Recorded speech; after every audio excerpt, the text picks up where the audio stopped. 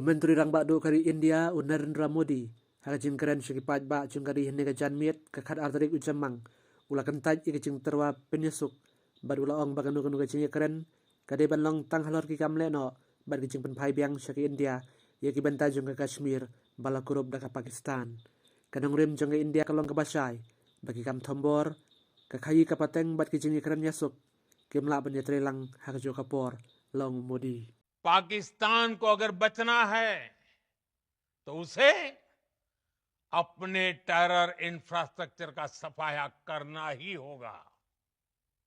इसके अलावा शांति का कोई रास्ता नहीं है। भारत का मत एकदम स्पष्ट है। टेरर और टॉक एक साथ नहीं हो सकते। टेरर और ट्रेड एक साथ नहीं चल सकते और पानी और खून भी एक साथ नहीं बह सकता। हमारी घोषित नीति रही है अगर पाकिस्तान से बात होगी तो टेररिज्म पर ही होगी।